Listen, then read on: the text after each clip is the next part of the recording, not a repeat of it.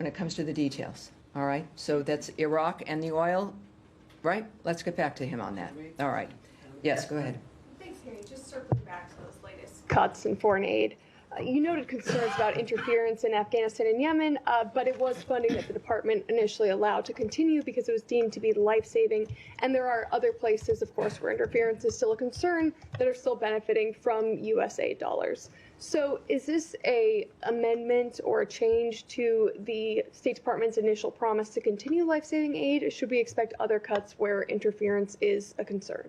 Well, yeah, waivers were issued. We know that, of course, but this was in the process of a review that was expected to take 90 days. It took less time. And in the process of the review, some things you want to have continue as you're reviewing them, as you're making a determination about whether or not it's where the money is going, if it does meet your criteria to continue.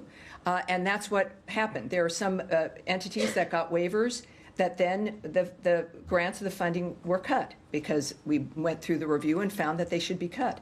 So this is also something that had to happen because there had been, who knows, I don't know, years, decades of no one auditing, no one checking, no one really knowing. And it just grew and grew and grew.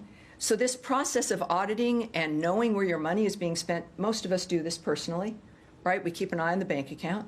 We make a note of what's coming up and what the checks are that are coming in, and we spend accordingly. So we are in a constant regular audit. That will always be the case now. So if you've got a dynamic where someone is passed through and is receiving the aid and is meeting their obligations, that's great. It doesn't mean we're going to look back in 25 years to see if they're still okay. This has to be a regular process with this kind of work that has been, yes, disruptive and difficult, but it has been important so that we can continue to do that work. So I hope that answers your question because, yes, there's aid that is going on now, has received waivers. Some of it, over time, it may be increased, it may be cut. It depends on the goals of the United States, our foreign policy goals, and the nature of how our money is being spent on the ground. All the way in the back, sir, white shirt with a little blue tie there. Thank you, Tammy. I would like to know, Colombia has been at the center of diplomatic tension with the United States. At the beginning of this administration, we saw President Petro saying that he wasn't going to accept these deportation flights, and then he changed his mind, as President Trump said, in 13 minutes. Now he's saying that Secretary Noem said that President Petro told her he was a friend of the cartels and that members of the Tren de Aragua need a lot of love.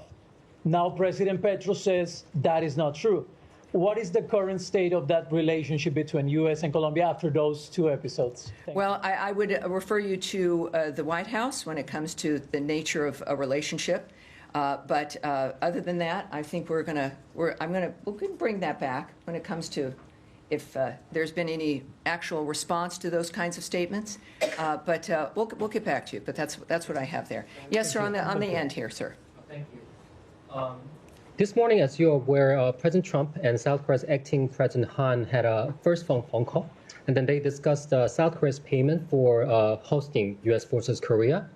And so do you see any possibility that the State Department somehow engaged in a renegotiation of the co-sharing deal that was actually signed last year? That was my first question. Well, let me answer that because it'll be a short answer. So I can't answer that, right? So I won't be discussing the nature of diplomatic conversations or anything of that nature, or what choices we might make, either certainly as a government, but certainly not as the State Department. Second question? The second question is, South Korea, as you're aware, still facing a period of leadership vacuum after President Yoon's removed from office. So do you think that period of a leadership vacuum will have some negative impact on the alliance between South Korea and the United States?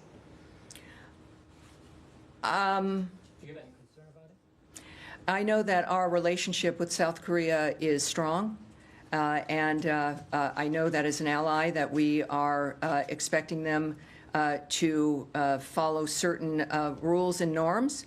And we, of course, enjoy their allyship, and we enjoy that relationship. So, all right, are we kind of we're getting here now? All right, all right. All right. Young lady in the back, maroon, yes, go ahead. Let me just say, I've been told I tend to favor my right which is true politically. I can't deny that.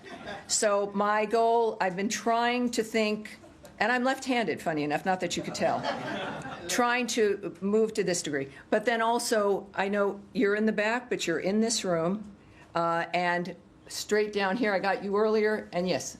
Thank you so much. Can you confirm that, as President said, these talks, Iran talks, are direct? Because we heard from Iranian side immediately after that they are indirect. Do you find that concerning? You're copying Andrea Mitchell. Well, I will, again, refer you simply back to the President's remarks, and that is my North Stars, President Donald Trump, not Iranian officials.